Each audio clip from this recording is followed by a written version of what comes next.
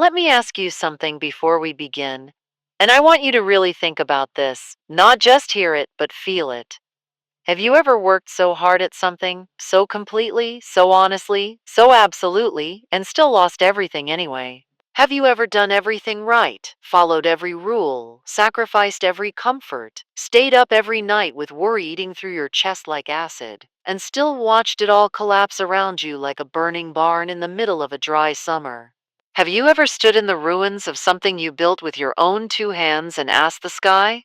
Not even God necessarily, just the empty, indifferent sky, why me? Because if you have, and I suspect most of you listening right now have felt something close to that, then this story is not just a story. This is a mirror.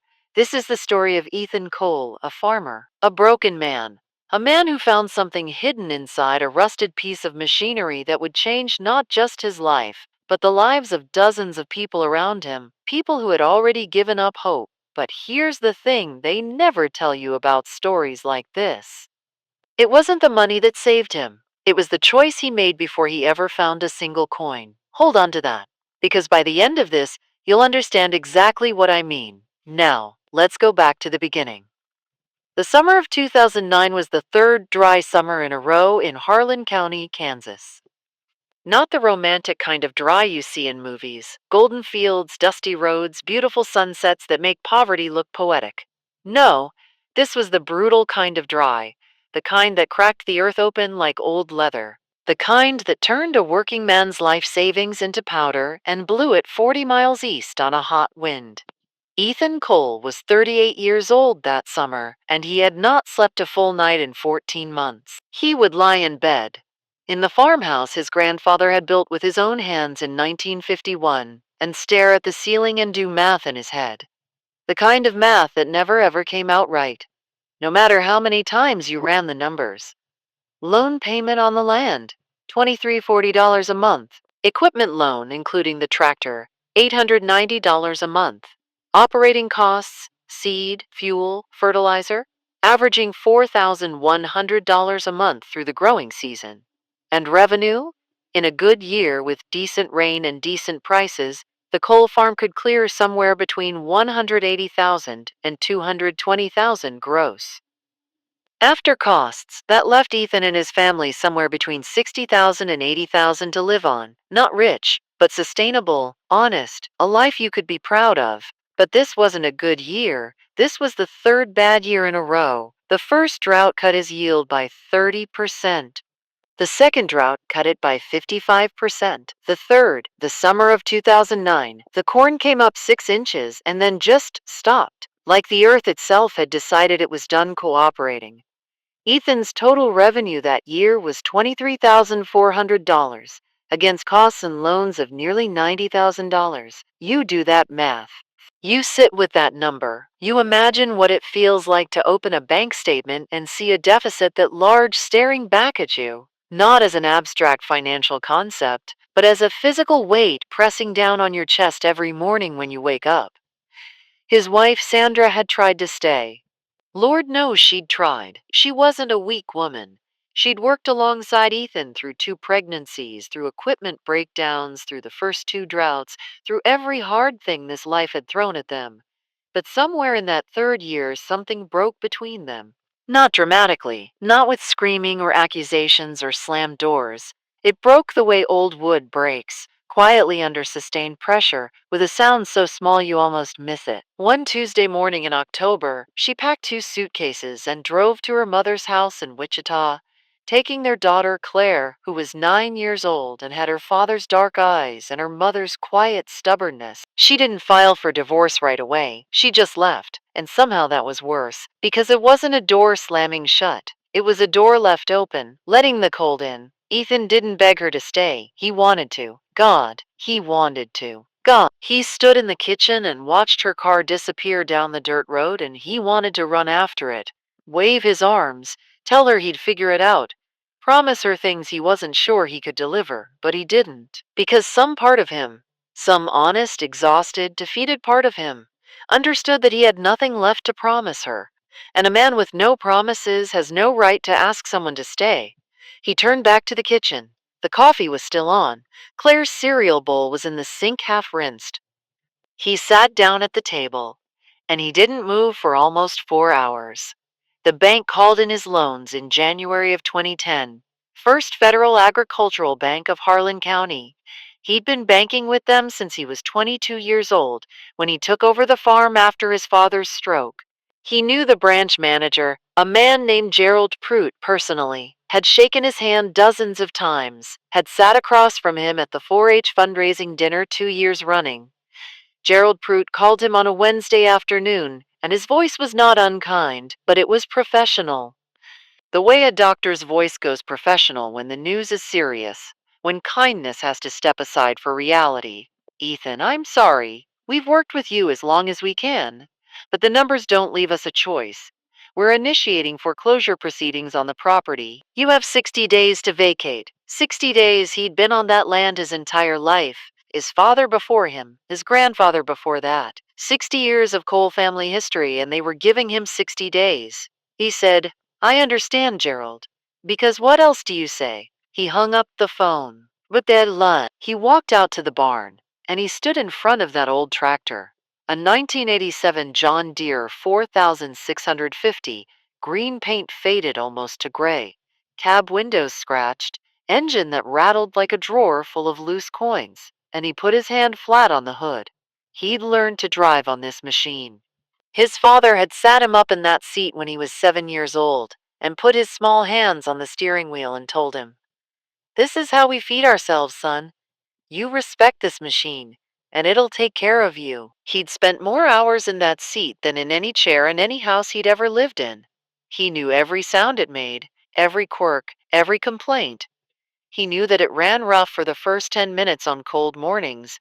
He knew that the hydraulics stuttered slightly when you pushed them hard on a slope. He knew which bolt was stripped and needed replacing every spring. It wasn't just equipment. It was alive to him, in the way that only the things we've worked alongside for years become alive. I'm sorry, he said to it. He wasn't even embarrassed about that. The auction was held on March 14th, 2010. A gray, overcast Tuesday that felt like the sky was participating in the humiliation. Ethan stood at the edge of the property. Technically, he wasn't supposed to be there, but nobody stopped him and watched strangers walk through his life. Watched them pick up his equipment, his tools, his furniture, his grandfather's workbench, and attach dollar values to all of it. The tractor sold for $4,200. He'd paid $31,000 for it 8 years earlier and put another $9,000 in repairs into it. And now it went for $4,200 to a dealer named Rudy Sachs from 3 counties over. A man in a red flannel shirt who walked around at once, kicked a tire and nodded at the auctioneer like he was buying a used lawnmower. Ethan watched Rudy Sachs drive his tractor off the property.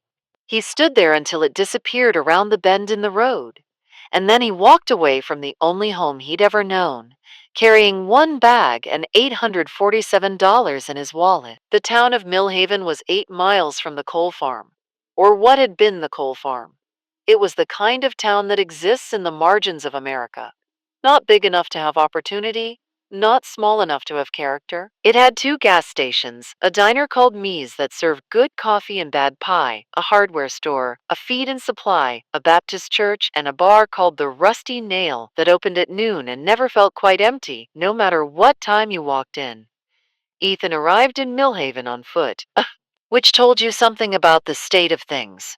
He got a room at the Clearwater Motor Lodge, $38 a night, cash, no questions, and he found work wherever he could find it.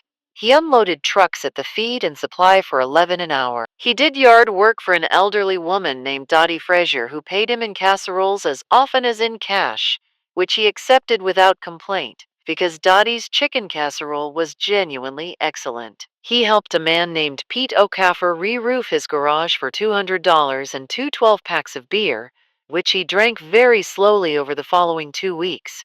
He was surviving. He was not living. There's a difference between those two things that most people don't fully appreciate until they've experienced both.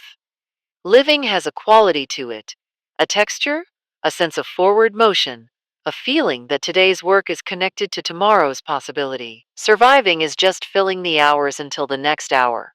It's treading water in the dark, not knowing how far from shore you are.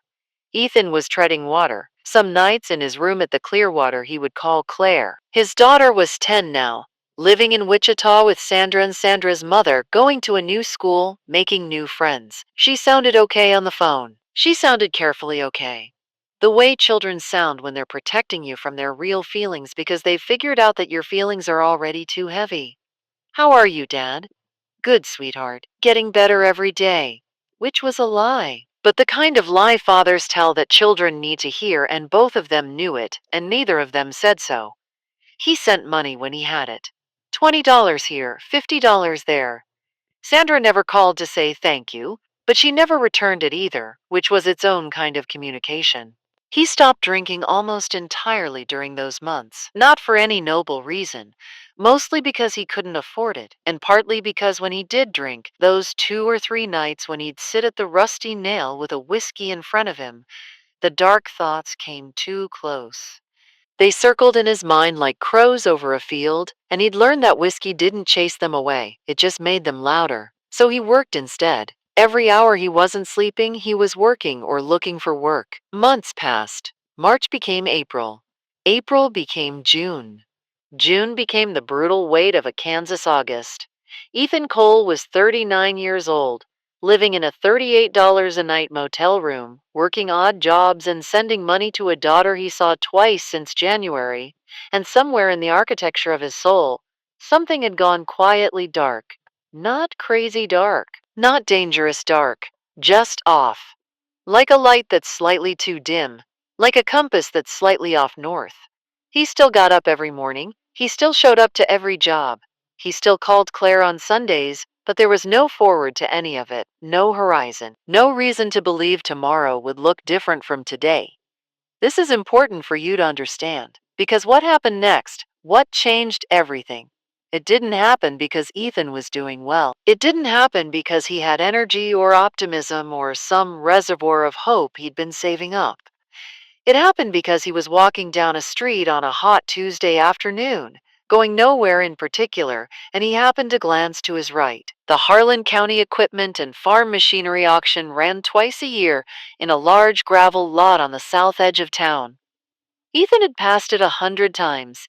He'd never stopped. Stopping felt too much like looking at a wound. But on this particular Tuesday, August 17th, 2010, the auction was in its final hour and the gates were open, and he walked in. He told himself he was just stretching his legs, just walking through, just looking. He moved through the rows of equipment, tractors, plows, combines, generators, old trucks, with his hands in his pockets and his eyes low, not really seeing any of it. Just walking through the heat and the smell of oil and rust and the particular exhausted sadness that equipment auctions always carry. And then he stopped. In the far back corner of the lot, off to the side of the main rows, shoved up against the chain link fence like an afterthought, sat a tractor. Faded green paint, scratched cab windows, a dent on the left fender that looked like someone had backed a truck into it. His hand went up to his mouth before he even fully recognized it. It was his tractor, or close enough to impossible to be his tractor. The 1987 John Deere 4650 that Rudy Sachs had bought at the March auction for $4,200. That specific dent on the left fender, that had happened in 2005 when a load of hay bales shifted and one caught the fender just right. He'd meant to pound it out every year and never gotten around to it. He walked toward it like a man walking in a dream. He put his hand on the hood. Cold, metal, solid. There was a numbered auction tag zip-tied to the steering wheel. He walked around it slowly, all the way around, looking at every inch. The tires were flat. The windshield had a new crack across the lower right corner. There was more rust than he remembered. Rudy Sachs had clearly not done anything with it, or possibly had tried to use it and found it too far gone to bother. He found the auction coordinator, a weathered woman named Bev, with a clipboard and a sunburned neck. "That John Deere in the back corner," he said. "What's it going for?" Bev squinted at her clipboard. "Number 47? Nobody's touched it all day. We'll open it at 300. Probably go for 500, 600 if anybody wants it. Honestly, might not sell at all." Ethan stood there for a moment. He had $614 in his wallet, almost exactly $614, because he'd gotten paid 2 days earlier for the roofing job and hadn't spent any of it yet, which was unusual. He normally spent every dollar as it came in, but Pete O'Caffer had paid him early, before the job was quite done, and Ethan had tucked it away, intending to save some of it for the first time in months. $614. He walked back to the tractor. He stood in front of it for a long time. A man standing nearby saw him staring and said without malice, "You don't want that thing, buddy. That's a money pit. That right there is a piece of junk." He laughed, not meanly, just practically. "Scrap metal is what that is." Ethan said nothing. The auction ended. Number 47, his tractor, got bid up to $480. He bid $520. Nobody else moved. The auctioneer looked around. Going once, going twice, $520. Ethan Cole spent $520, nearly everything he had in the world, on a rusted, flat-tired, mechanically questionable piece of equipment that a stranger had just called scrap metal. He had $94 left. He stood there holding the receipt, and for a moment he felt insane. Genuinely, clinically insane. What had he done? He had no truck to tow it. He had no tools to fix it. He had no place to work on it. He had no plan whatsoever. But he also, and this is the thing, this is the moment where the story really begins. He also felt for the first time in 8 months like he had done something. Not something smart. Not something safe, something real, something that meant something, even if it made no logical sense. Even if the man standing next to him was right and it was scrap metal. He had chosen to care about something. And that choice, that single irrational, expensive, half-crazy choice, was the crack in the darkness that everything else would eventually pour through. Pause and tell me, where are you watching from? Drop your location in the comments and tell me what time it is for you right now. Don't forget to like and subscribe for more. Let's continue. He borrowed a flatbed trailer from Pete O'Caffer for 2 days and a favor to be named later, and he moved the tractor to an empty lot on the edge of Millhaven, owned by a man named Dale Curry, who agreed to let him use the space for 30 days in exchange for painting his fence, a job that took Ethan one long weekend and cost him about $20 in brushes and primer. The lot had no roof, no electricity, and no running water. It had gravel weeds, a chain-link fence, and one working outdoor spigot that had clearly been leaking for years based on the greenish mineral stain down the side of the nearby concrete wall. Perfect! He set up a work area, a borrowed folding table, a set of basic tools, some of his own that had been saved from the auction, the rest bought secondhand from the hardware store for a total of $63 over the following 2 weeks. He bought a used repair manual for the John Deere, $4,650 online, paid $12 for it, had it printed at the library for $4. He had $11 left by the time he bought his first replacement part. No, wait, he had nothing left. He'd put the parts on a hardware store credit account that Dale Curry had co-signed for as part of their arrangement. He was working on credit and borrowed space and borrowed tools and the patience of strangers. The first 2 weeks were catastrophic. He was not a mechanic. He was a farmer who knew his own equipment the way a parent knows their own child's sounds, intimately, intuitively, but not technically. He could tell you when the engine was running wrong. He couldn't always tell you precisely why or how to fix it correctly. He pulled apart the engine and couldn't get it back together properly the first time. He ordered the wrong hydraulic seals twice. He watched a YouTube video on rebuilding a carburetor for an hour and then destroyed the carburetor. Every evening he drove back to the Clearwater Motor Lodge, which he'd managed to extend by doing handyman work for the owner, and he sat on his bed and read the manual and took notes in a yellow legal pad, the same way a student does before a hard exam.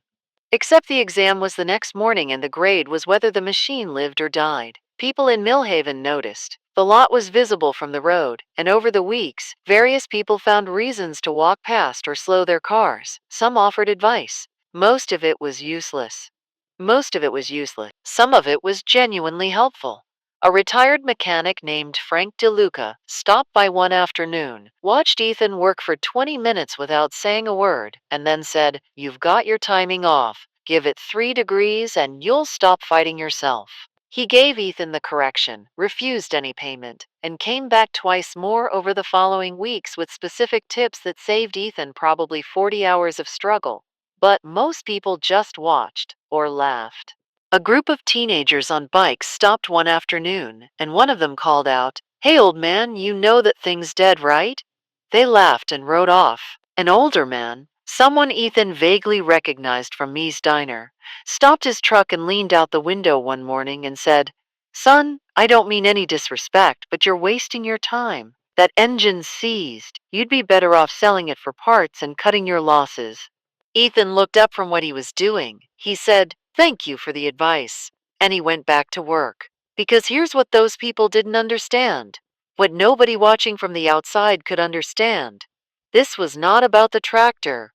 Or rather, it was about the tractor.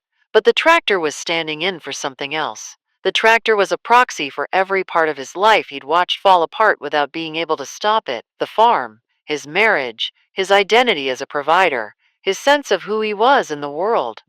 He couldn't fix the drought. He couldn't fix commodity prices. He couldn't fix the bank loan or the foreclosure or the years of accumulated bad luck that had built up into an avalanche and buried him. But he could fix this engine, or trying. Every bolt he tightened was a statement. Every part he replaced was an argument against the part of himself that whispered, every quiet night, that maybe he really was finished. That maybe 40 years old in a motor lodge, with $11 and a broken tractor, was where the story of Ethan Cole ended. He woke up each morning and went to that lot, and every hour he spent there was his answer to that whisper. Not yet. Not finished. Not done. 2 months in, the engine turned over. Not smoothly. Not cleanly. It rattled and coughed and threw a smoke signal that probably alarmed half the neighborhood. But it ran for 45 seconds on its first try before he shut it down to check the temperature gauges and the oil pressure. Ethan sat on a bucket in front of that machine and put his face in his hands. He wasn't crying. He wasn't laughing. He was just quiet. In the way that something coming back to life makes you quiet. He sat there for a while. He almost missed it. That's the thing about this part of the story that I need you to understand. He came so close to never knowing. The tractor was running. The hydraulics were rebuilt. The tires were replaced. 4 used ones from a farm supply 30 miles away for $340 total. Paid over 3 weeks in installments that Dale Curry somehow continued to accommodate. The electrical system was cleaned up. The cab windows were patched with a sealant kit. The tractor was by any reasonable measure done. But there was one last thing bothering him. A small thing. The driver's seat frame had a wobble to it, a very slight side-to-side rock when you shifted your weight. It was minor, cosmetic, really, functionally irrelevant. But Ethan Cole was not the kind of man who left minor things undone. He never had been. So on a Thursday evening in October, 2.5 months after he'd bought the machine back, he decided to fix the seat frame. He climbed up into the cab, removed the 4 bolts holding the seat base to the floor, and lifted the assembly out. He was going to take it to the table and straighten the frame bracket where it had bent slightly. Simple 20-minute job. He set the seat assembly upside down on the table. He ran his hand along the bottom of the metal base, checking the frame for the exact point of the bend, and his fingers found something that wasn't the frame. He stopped. He brought his headlamp closer. Welded to the underside of the seat base, in a space that would have been completely invisible unless you removed the seat entirely, was a metal compartment. Rectangular, roughly 6 inches by 8 inches, a quarter-inch thick at most. It was made of steel, and it was welded so cleanly and carefully that unless you were running your hand directly over it in good light, you would never know it was there. It had a small latch, the kind with a tiny lever mechanism. The lever had been painted over, twice possibly, and the paint had dried in a way that sealed it slightly. He worked it with a flathead screwdriver carefully, not wanting to break it. The latch gave. The compartment lid swung open. Inside was a tin box, roughly the size of a paperback book, and wrapped around the tin box, Tied with a piece of twine that had gone stiff and brittle with age, was a folded piece of cloth. Cotton, faded to a cream color, with small dark stains that might have been oil or might have been something else. Ethan's hands were completely still. He was breathing slowly, very deliberately, the way a man breathes when he knows the next thing he does is going to matter. He untied the twine. The cloth fell open. Inside the tin box, which itself had a simple friction lid, the kind that required a push and a twist, were three things. The first was a small collection of gold coins. He counted them. There were 11. They were old, not ancient, but old, several decades at least. He didn't know enough about coins to know precisely, but he knew gold when he saw it. They caught the headlamp light with a warm, heavy gleam. He set them carefully on the cloth. The second thing was a folded piece of paper. Not notebook paper, heavier stock like drafting paper.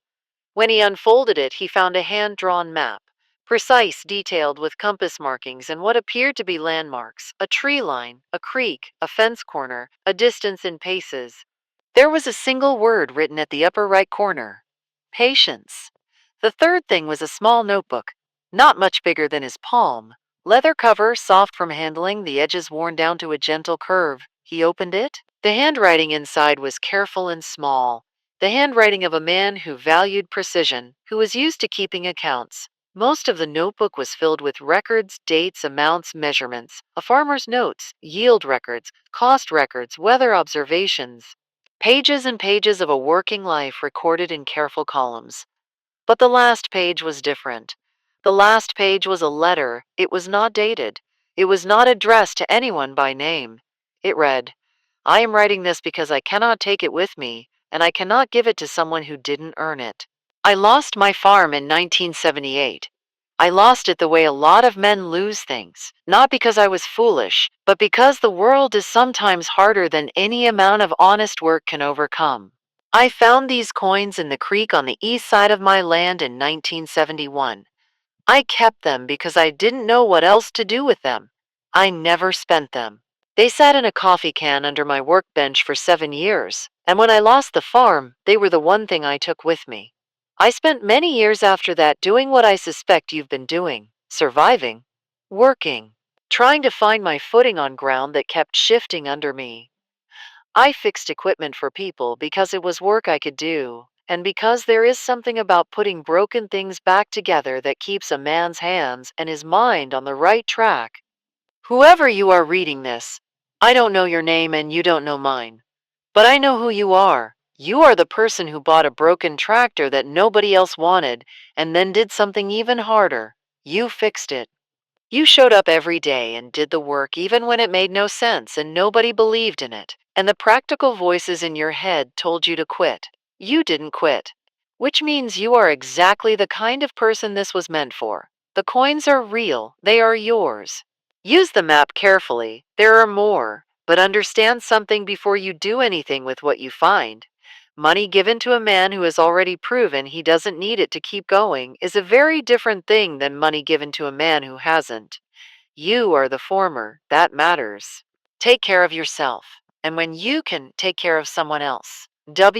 Ethan sat in the cab of that tractor. His tractor, the machine he'd lost and mourned and bought back and rebuilt with borrowed tools and borrowed space and borrowed faith and borrowed faith. And he read that letter twice. Then he put it down, and for a long time he didn't do anything at all.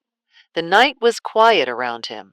The lot was dark except for his headlamp and whatever thin light filtered over from the street beyond the fence.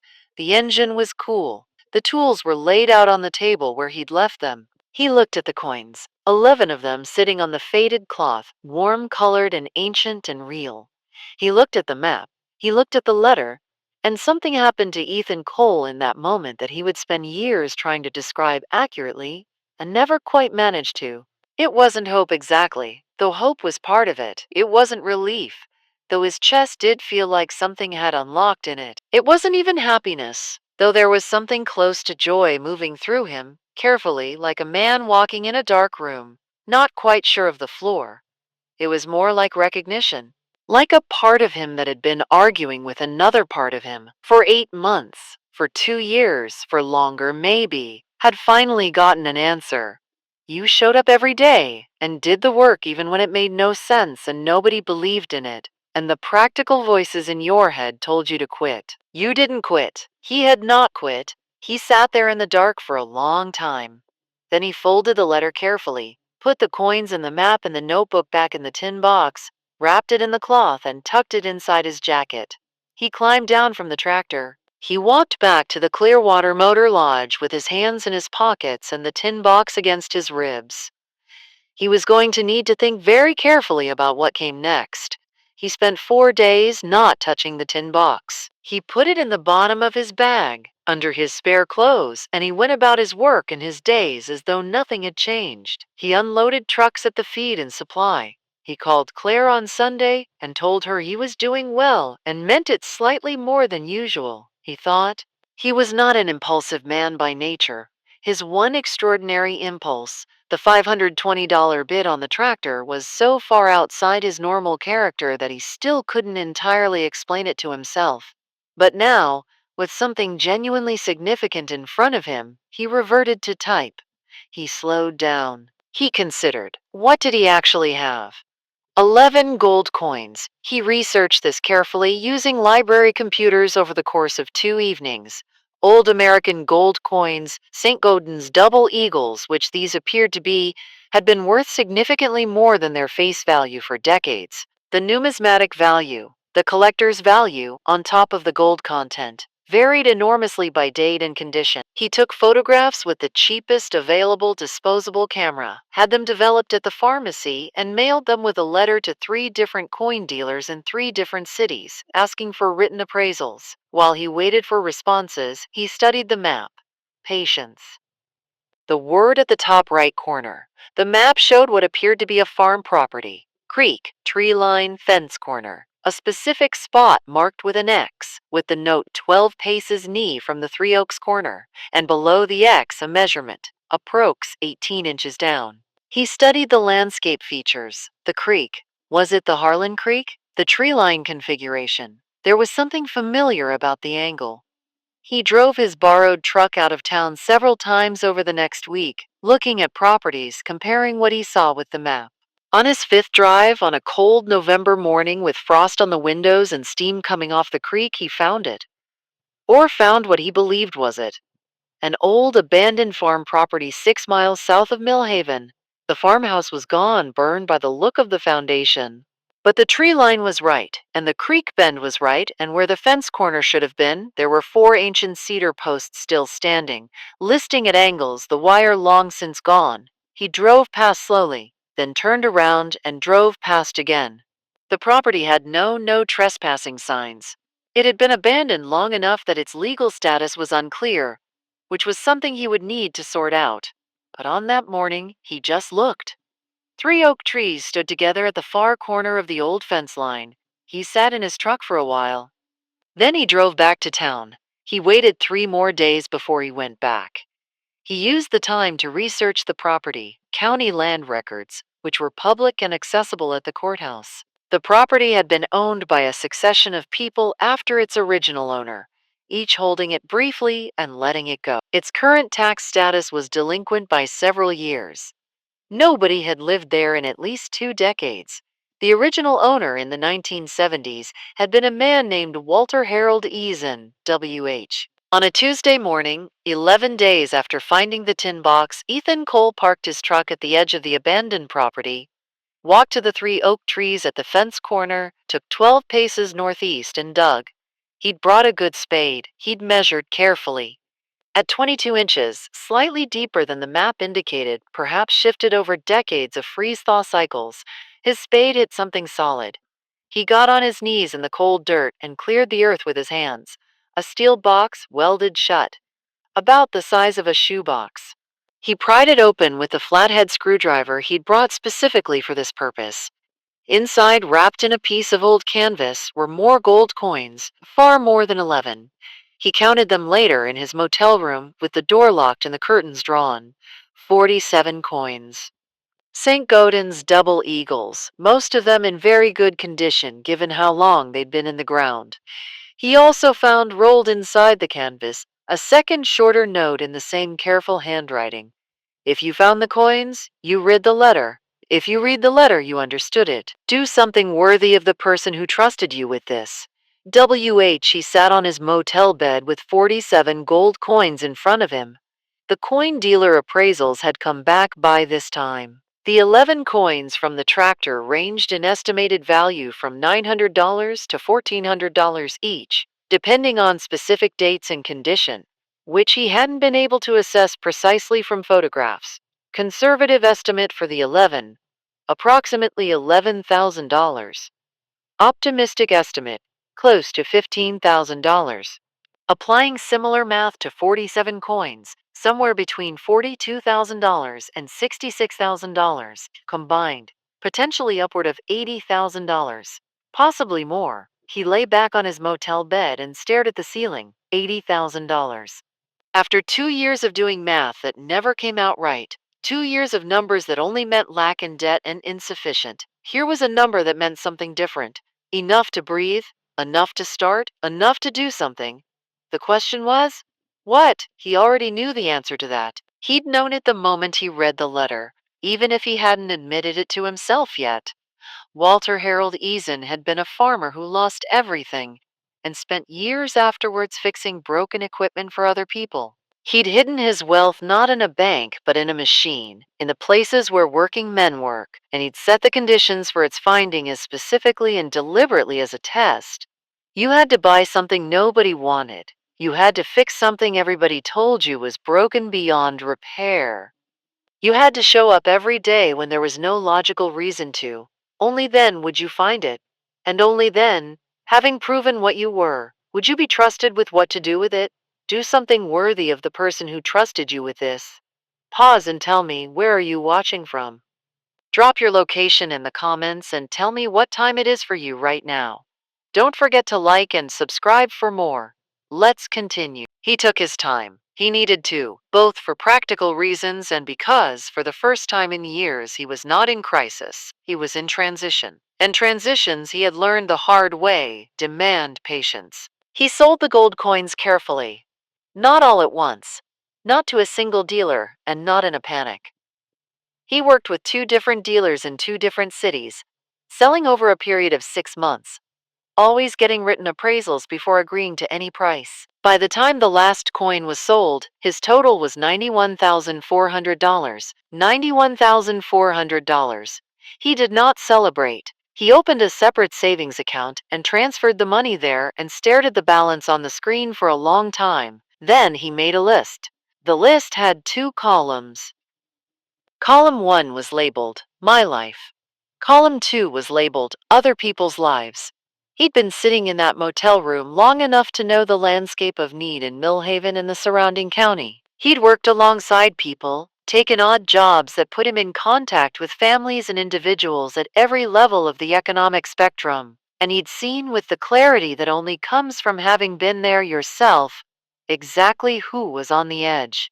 There was Frank DeLuca, the retired mechanic who'd helped him with the timing adjustment.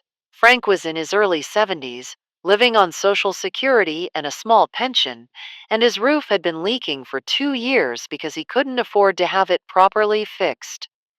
There was a young couple named Bobby and Teresa Vance who were farming 60 acres east of town.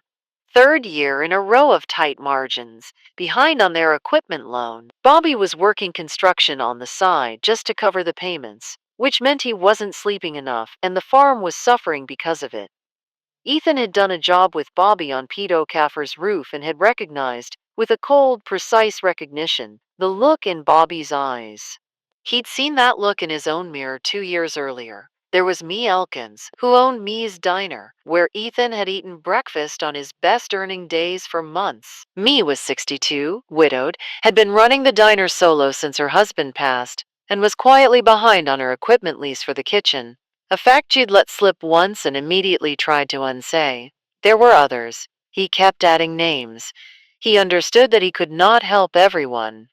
He understood that $91,400, while more money than he'd seen in a very long time, was not infinite. He would need some of it to rebuild his own foundation, because an Ethan Cole who was still treading water could not help anyone else stay afloat. He sat down and did the math with the same care he'd given to the engine repair, methodically, patiently, for himself, enough to lease land and get started. A modest acreage that he could farm alone or nearly alone while he rebuilt. He found 80 acres available for lease at $140 per acre per year, $11,200 annually. He needed one full growing season's operating costs, approximately $18,000 for seed, fuel, fertilizer, and basic supplies. He needed reliable housing. Not a house he owned, not yet, but something more stable than the clear water. He found a two-bedroom rental house on the edge of town for $650 a month. He needed to repair or replace certain pieces of equipment, but he had the tractor. That was already his.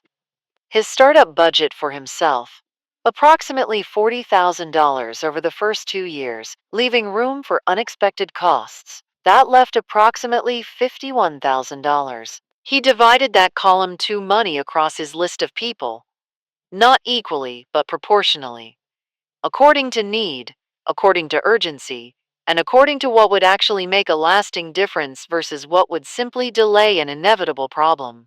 For Bobby and Teresa Vance, he paid off their equipment loan, $14,300, anonymously through a note to the equipment lender explaining that the payment was a community gift.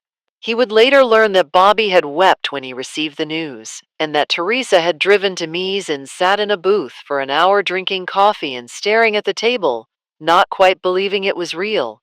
For Frank DeLuca, a new roof. He hired it done through a local contractor and paid the bill directly, $6,800, for me, Elkins. He walked into the diner one morning before it opened and sat down with me and told her he wanted to invest in the diner. Not give her money, invest. A silent partner arrangement, structured as a loan at 0% interest, that would let her pay off the equipment lease and make 2 necessary kitchen upgrades. $9,500. She would pay him back over 5 years whenever she could, and if she couldn't, he would forgive the remainder. He gave her a document saying so, signed and notarized. He found 3 other struggling farming families in the county. Families he'd heard about through the grapevine of odd job workers and hardware store conversations. Families that were where the Vances had been or where he himself had been, and he made similar arrangements, paid equipment debts, covered seed costs for 1 additional growing season, set up simple, zero-pressure repayment structures that gave dignity without demand. He spent $31,000 this way. He kept $20,000 as an operating reserve. He moved into the rental house. He signed the land lease. He drove his tractor, repaired, repainted with 3 careful coats of proper green, running as well as a 1987 machine could reasonably be expected to run, onto leased land in Harlan County, Kansas on a cold March morning in 2012. And he started.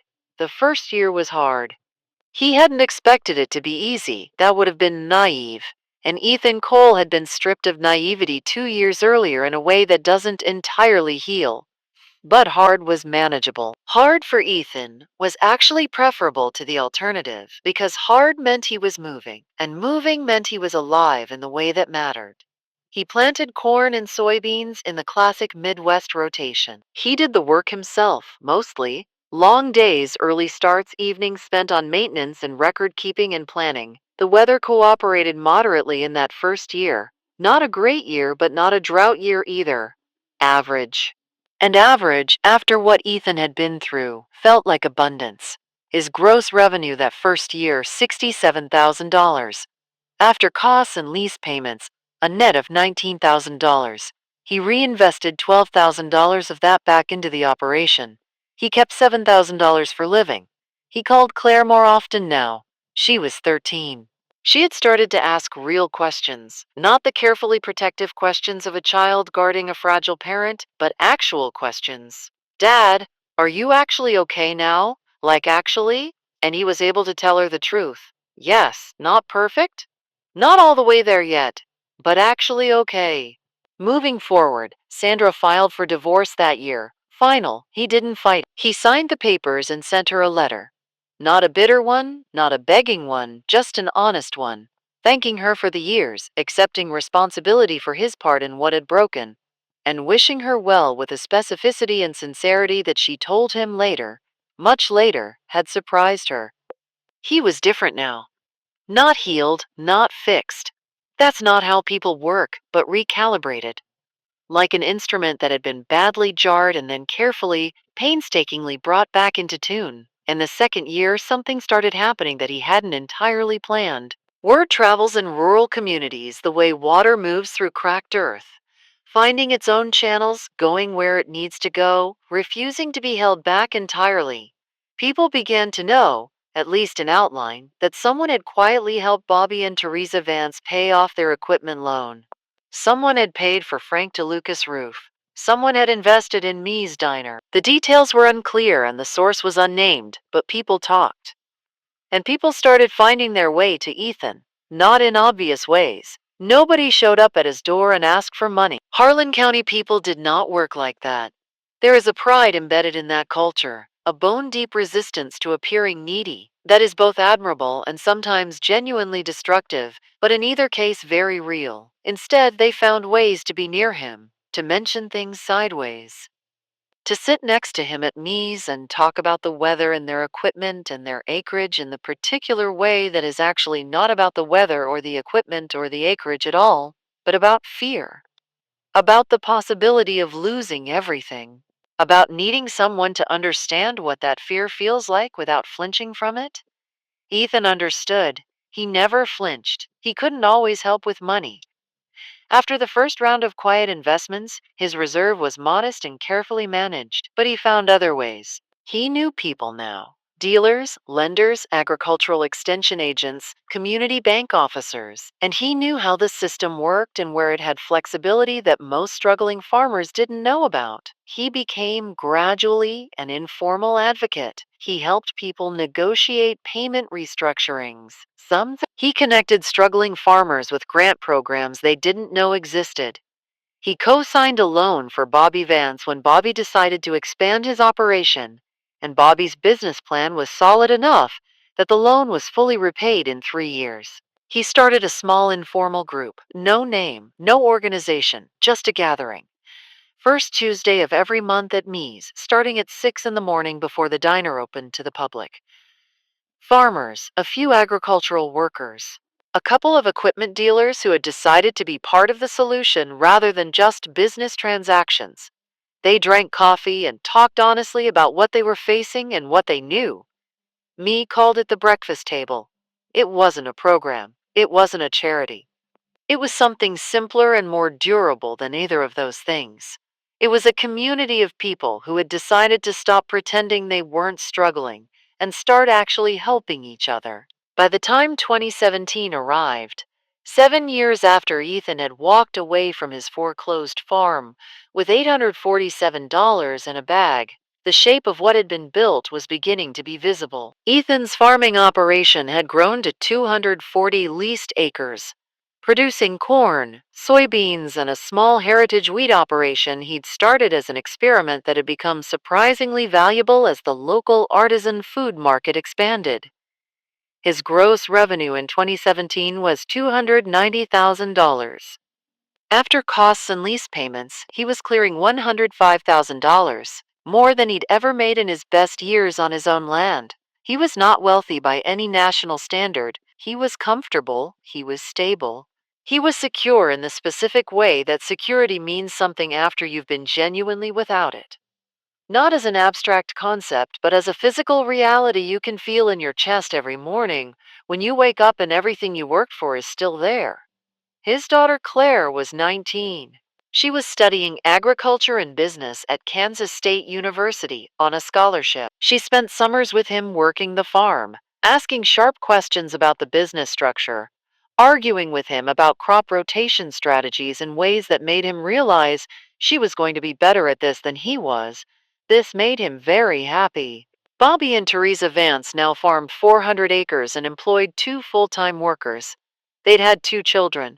Their operation was healthy and growing. They had never learned definitively who had paid their equipment loan, but they had their suspicions, and they showed what they felt about it by showing up at the breakfast table every single first Tuesday without exception. The breakfast table had grown to 23 regular attendees. It had, through organic necessity, formalized slightly. There was now a small shared fund, contributed to voluntarily by members who had surplus, drawn upon by members in acute need. The maximum draw was $5,000 repayable when possible, forgiven when not. In 3 years of operation, the fund had moved $47,000 through the community, and the repayment rate, which nobody required but many honored, was 78%. Me's diner was thriving. Me had paid back Ethan's investment in full, $9,500 plus an extra $1,100 she insisted on calling interest even though you said there wasn't any. She'd hired a second cook. She'd added weekend brunch service. The diner was busy in a way that it hadn't been in years, and Ethan suspected that part of it was simply that Me was happy now in a way that had been absent before, and happy business owners run better businesses. Frank DeLuca, 76 now, slower but sharp, still came by Ethan's operation once in a while to look at equipment and offer the kind of laconic, precise mechanical advice that was worth far more than its casual delivery suggested. He told Ethan once, watching him adjust the tractor's hydraulics, "You're better at this than you think you are." Ethan had said, "I had a good teacher." Frank had waved that off with his hand and walked away, but Ethan had seen the corner of his mouth turn up. In the spring of 2018, a piece of property came up for sale in Harlan County. Not his grandfather's land. That was gone, had been through two owners already, and was now part of a large corporate farming operation. He'd made his peace with that years ago, or at least reached the particular accommodation with loss that mature grief achieves. Not forgetting, not without ache, but no longer bleeding. This was different land. 90 acres, half of it already in good condition and half of it neglected and needing work. The farmhouse on it was old but structurally sound. The asking price was $340,000. Ethan had $87,000 in savings. He put in a call to the community bank in Millhaven, the one he'd been banking with for 6 years now, building a careful and consistent credit history. He put in a second call to Bobby Vance, who he'd helped start, and who had told him twice that if Ethan ever needed anything, he meant anything, he only needed to ask. He got a bank loan for $210,000 at a rate that reflected 6 years of trustworthy financial behavior. Bobby co-signed without hesitation and without being asked for collateral. He put $87,000 down. He signed the papers on April 3, 2018, in a conference room at the bank, with Bobby standing beside him because Bobby had insisted on being there, and Ethan had not told him not to. When they walked out of the bank and into the April morning, Bobby clapped him on the shoulder and said nothing, because nothing was exactly the right thing to say. Ethan drove to his new property alone. He parked at the edge of the field and got out of the truck and stood there for a while looking at it. 90 acres, imperfect, some of it rough. His. He drove back to his rental and came back an hour later pulling the tractor on the flatbed. He unloaded it at the edge of the field. He climbed up into the seat. That seat, the one with the hidden compartment that had held Walter Eason's tin box and coins and map and letter. And he sat there. He didn't start it. He just sat. The field was quiet. The sky was that particular blue that Kansas sky gets in April, high and clean and so blue it almost hurts to look at it directly. The air smelled like earth and promise. He thought about his grandfather building the farmhouse in 1951. He thought about his father putting his 7-year-old hands on this steering wheel. He thought about the drought in the bank and Gerald Pruitt's careful, professional voice on the phone. He thought about Sandra leaving, and Claire's careful phone voice, and the Clearwater Motor Lodge, and Pete O'Caffer's roof, and Frank DeLuca's timing adjustment. He thought about Walter Harold Eason, who he'd never met and would never meet, who'd lost everything in 1978 and spent years fixing broken things for other people and had hidden his wealth not in a safe but in a machine, specifically so that it would find the right person. He thought about the letter, "You didn't quit," which means you are exactly the kind of person this was meant for. He started the engine. It turned over smoothly now. The rattle was mostly gone. There was a slight note in the idle that would always be there, a characteristic rather than a flaw, like the voice of someone you've known long enough that their particular sound is comfort rather than imperfection. He put it in gear and he began to work his land. There's a photograph taken in the summer of 2019. It's not a professional photograph. It was taken by a teenager, Claire, home for the summer. On her phone, on a Sunday afternoon. She wasn't trying to make art. She was just pointing her phone at something that struck her. The photograph shows a man standing in a field. The field is green, corn, midsummer, healthy. The sky behind the field is that particular deep blue, and beside the man in the right side of the frame is a tractor, green, old. You can see in the photograph that it's been repainted. The color is slightly different from what it must have been originally, but it's clearly old, clearly worked, clearly used. The man is Ethan Cole. He is 48 years old in this photograph. He has the kind of face that rural work makes, lean, weathered, with lines around the eyes that tell you he's spent a lot of time squinting into sun and wind. But there's something else in the face, something the camera caught that maybe even the person holding the camera didn't consciously notice. The man looks like someone who knows where he is, not just physically, but in every sense that matters. He knows who he is, why he's here, what he's doing, and why it matters. There is no look of performance in that face, no arrangement for the camera, no presentation. He's just there, present, rooted. Behind him, you can see, if you look carefully at the background, two other tractors in the adjacent fields, different farms, different operators, but they're working real. Bobby Vance and his operation are to the north. Another farm, belonging to a young couple named the Carmodys, who had come to the breakfast table 3 years earlier barely holding on, and who now had the most productive heritage grain operation in the county, is to the east. This is not in the photograph. You can't see all of that in a single image, but it's there, the community that Ethan helped build, not by doing everything for everyone, but by showing up, by being honest, by using what he'd been given with the care that Walter Eason had trusted him to use it, is there. Let me tell you what the tractor means, and I want you to listen carefully here, because this is the part of the story that's actually about you. The tractor is not a metaphor. It was a real piece of machinery that a real man repaired with real tools on a real gravel lot in Kansas. The coins were real. The money was real. The farms are real. None of this is fable. But here is what is also true. Ethan Cole did not change because he found gold coins in a hidden compartment. He was already changed by the time he found them. The change had happened over 2 months of showing up to that lot every morning when he didn't have to. The change had happened in the accumulated weight of every bolt tightened, every part replaced, every failure studied and reattempted. The change had happened when he chose, with $614 and no plan and no rational reason, to buy back something the world had told him was worthless. The money confirmed what he had already proven about himself. The money gave him leverage for something he had already decided to do, but it didn't make him who he became. He made himself who he became, alone on a gravel lot, while teenagers on bikes laughed and older men shook their heads, and every practical voice in his life and in his own head told him to cut his losses and walk away. He didn't cut his losses. He stayed, he worked, he learned.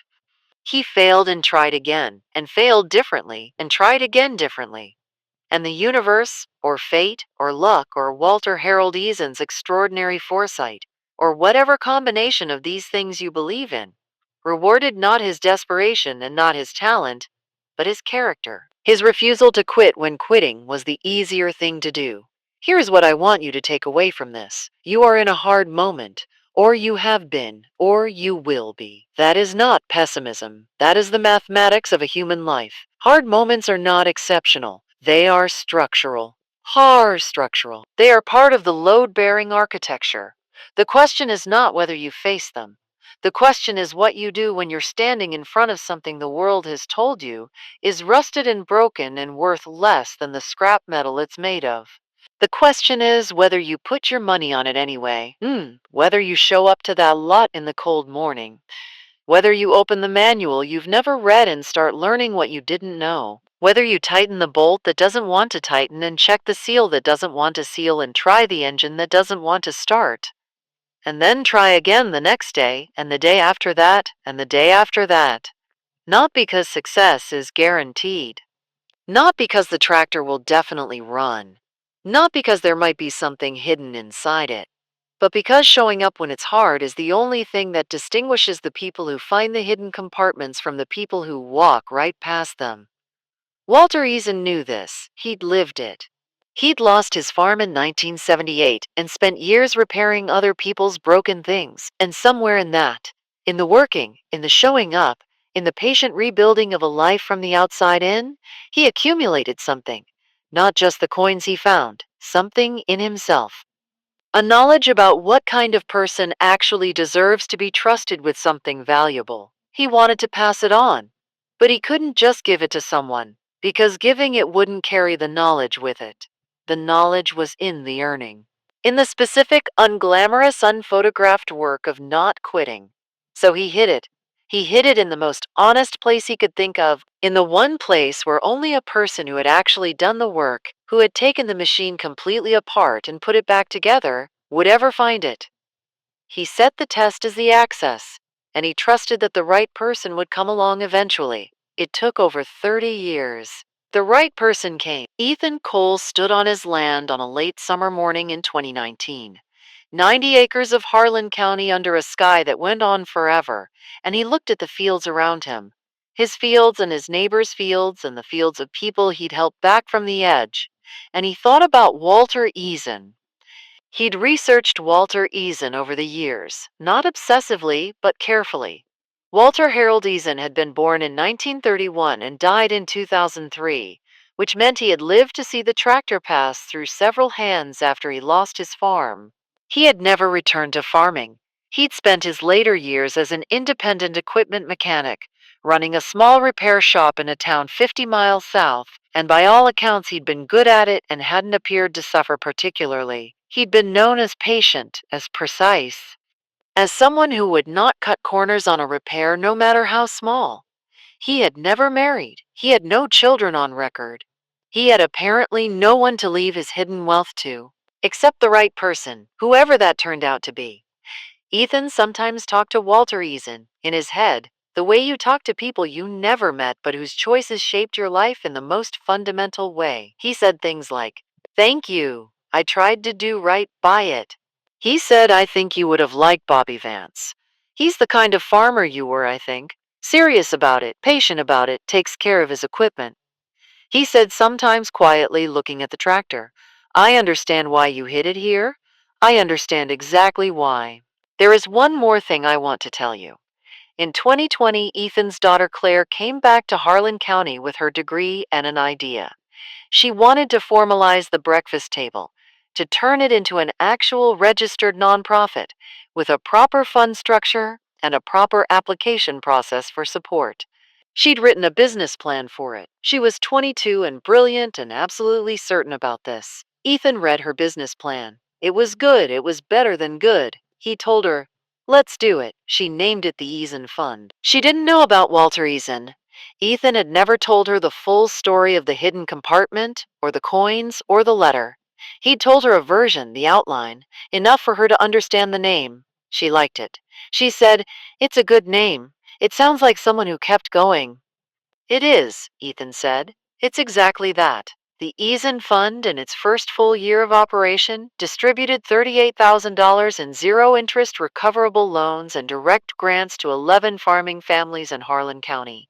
8 of those families were still farming the year after. 2 expanded their operations. 1, a young man named Marcus Webb, who had been 2 months from losing his equipment, came to the breakfast table the following year and sat down and said, "I don't know how to say this, so I'm just going to say it. Someone here helped me stay. I want to start giving back." And he did. That is how these things work when they work the way they're supposed to. Not in straight lines, in cycles, in spirals. In the organic, unglamorous, genuine way that one person refusing to quit creates the conditions for another person to refuse to quit, who creates the conditions for another and another and another, until what began as one man sitting on a gravel lot with borrowed tools becomes something much larger than any individual story. Ethan Cole was once a hard-working farmer in the American Midwest, living on land his family had owned for generations. He lost everything. He drifted. He bought a rusted machine nobody else wanted with nearly all the money he had left. He rebuilt it. And what he found inside it, not just the coins, not just the map, but the letter, the challenge, the recognition, set in motion a story that is still going, that is still growing, that is still producing the particular yield that comes from people deciding to be in the face of everything, the kind of person worthy of what they're trusted with. The tractor stands on his land now, still working. Some mornings he takes it out. Not because he needs it, he has newer and better equipment, but because there are mornings when he needs to feel that engine under him and remember. Remember what it felt like to buy it back with $614 and no plan. Remember what it felt like to turn the engine over for the first time after 2 months of failure. Remember what it felt like to open a tin box in the dark and find not just gold but instruction. You didn't quit, which means you are exactly the kind of person this was meant for. He has read that letter so many times that the paper has gone soft along the fold lines. He has it in a frame on his desk now. Claire has read it. Bobby Vance has read it. Mee Elkins has read it. Marcus Webb has read it. Most of them don't say much about it. They don't need to. They already know what it means, because most of them have had their own version of that moment. The moment when they were standing in front of something broken that everybody told them was not worth fixing, and they chose to fix it anyway. And the choosing changed them, the way choosing always does, in ways that could not have been predicted and cannot be fully explained but are absolutely undeniably real. That is the story of Ethan Cole. That is the story of a tractor. That is the story of a man named Walter Harold Eason, who lost everything in 1978 and spent the rest of his life paying it forward to a stranger he would never meet, trusting that the right person would come along eventually. He was right. The right person always comes along eventually. The only question is whether, when the moment arrives, when you're standing in front of something rusted and broken and worth, according to everyone watching, approximately nothing, you'll be the kind of person who bids anyway. Who shows up to the lot the next morning? Who opens the manual? Who tightens the bolt? Who keeps going? The compartment is there. It's always there for the person who earns the right to find it. You're that person. Don't quit. How was the story? If you enjoyed it, tell me your favorite moment. Which part gave you chills or made you smile? Says Jay. And what should happen next? Drop your ideas below and make sure to like and subscribe to Moments with Her for more.